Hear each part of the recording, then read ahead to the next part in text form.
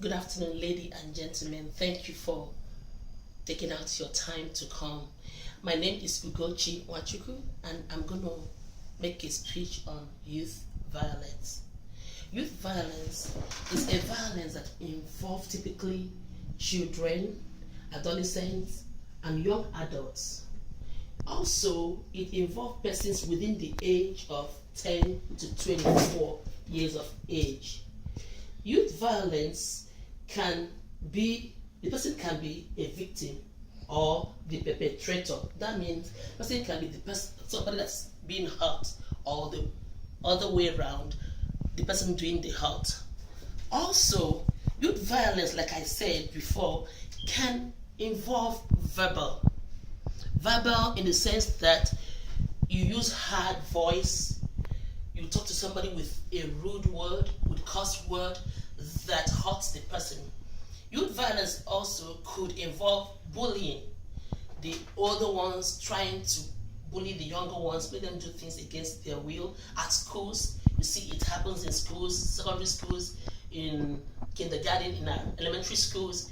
Children are being bullied by the senior ones, making them do things against their will. That is youth violence. Hitting, like using your arm, your fist, or even using chair or an instrument to hurt somebody, it's youth violence. Slapping, and also fist fighting. Two children fight, you don't separate them. When they use fists to fight and hit and hurt one another, that is youth violence. Okay, what causes this youth violence? I mean, you may ask me. Home environment is one of them. An environment that is not conducive for peace. Parents fighting one another. Some parents even go as far as using instruments in the house like knives, like spoons, like objects to hit one another in the presence of their children. And kids watch these things. You know, a child grows up with what he or she sees. He wants to do the exact thing. So when parents are violent to either themselves or their kids, a child will want, a youth that is growing up there will want to do so, thinking it is the right thing to do. So youth violence, like I say, home environment matters a lot with it. Also, weapons like gun, like sharp objects. Over the news, we recently heard that a 6-year-old killed the 4-year-old sibling with a gun, not knowing that that gun could kill. Because if that child had known that gun was very, very destructible, he could have used on the child. But who caused it? The adult in the house that kept that weapon within the reach of the child. So weapons that are made available or made accessible to a child can cause youth violence. Also, television and visual media. There are a lot of programs on TV, like all these movies, that you have a lot of shooting, stabbing, killing. The stars, our television stars, think it's cool to make them look, it is okay to do such things. So children watch it and think that's the normal thing for the day. And some of them would want to practice it. So if they see some other people they want to strangle, they want to practice what they see on TV. Also, peer pressure. Some youths in school want to belong. That's why they join gangs. And in these gang groups, they do a lot of violent things. They kill. They want to, belong. Another cause of youth pressure is lack of guidance. When parents don't guide the kids and teach them what's acceptable, what is wrong and what is right, what is supposed to be done. Like there's a saying that says, foolishness lies in the heart of a child, but the rod of correction would straighten that child up. When a child does something that is wrong, it is our obligation as parents to redirect them and let them know that if they use curse words, it's not acceptable. If they hit their siblings, it's not acceptable. So those are the things that can cause violence or cause youth violence. Also, attention seeking. Some kids get into violence because they want somebody to, they want attention. Either in school, they want to, they want people to know that, oh, I'm strong. Some people that bully sometimes don't believe because they are too strong. It's just because they want to show off. they want people to notice them. Alcohol. Alcohol also is very, very dangerous, and it's one of the causes of violence. Okay, facts about youth violence. One, according to World Health Organization, about 250,000 youths are involved in homicide of youth violence every year.